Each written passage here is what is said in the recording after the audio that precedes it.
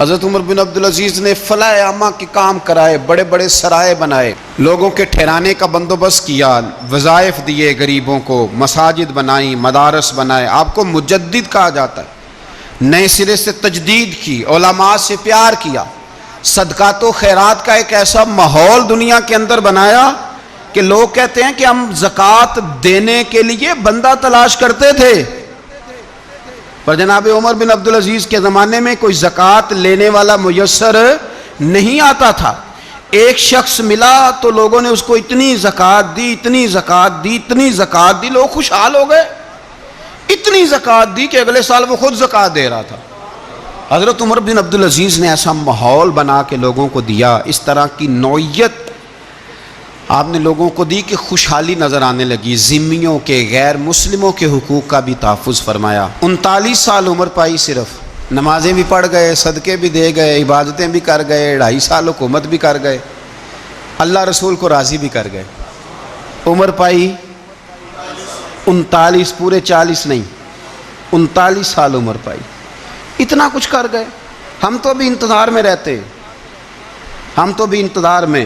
اٹھ فریدہ ستیا تے داڑھی آ گیا ہی پور، اٹھ فریدہ، یہ ستیا کا مطلب بابا جی نے غفلت بیان کیا ہے، اس کا مطلب یہ نہیں کہ سچی مچی سویا ہوا تھا، کہتے تو غافل ہے۔ اٹھ فریدہ ستیا داڑھی آ گیا ہی پور، اور اگا نیڑے آ گیا ہی، پیچھا رہ گیا ہی دور۔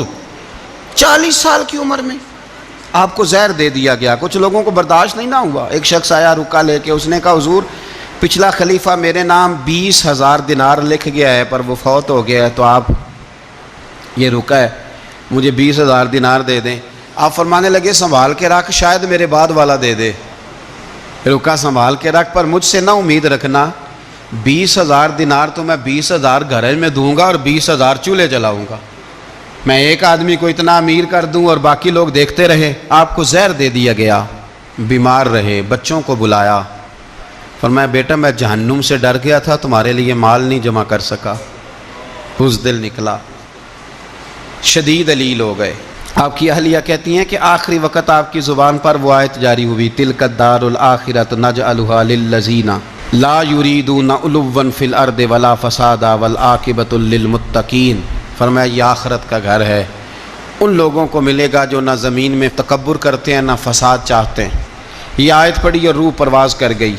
وصال سے پہلے 10 دینار یا 20 دینار دے کے اپنے بیٹے کو بھیجا، فرمایا گاؤں میں جاؤ اور میرے لیے زمین خریدو قبر کے لیے، اور اگر گاؤں والے خوشی سے دے دیں تو خریدنا، اور اگر انہیں دقت ہو تو انہیں تنگ نہ کرنا۔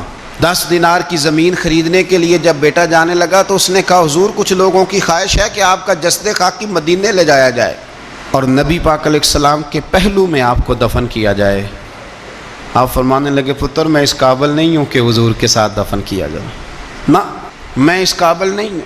اس طرح کرنا، میرے پاس حضور کے کچھ ناخن اور بال ہیں، جب میرا انتقال ہو جائے تو میری قبر میں رکھ دینا۔ اور پھر حضرت عمر بن عبدالعزیز نے فرمایا مجھے نہ سستا کفن دینا 2 دینار کا، اس سے زیادہ کفن نہ دینا، 2 دینار کا کفن۔ حضور آپ کا مال ہے کچھ پڑا ہوا تو اس میں سے اچھا کپڑا خریدا جا سکتا ہے، فرمایا نہ بھائی 2 دینار کا کفن خریدنا۔ حضور کیوں؟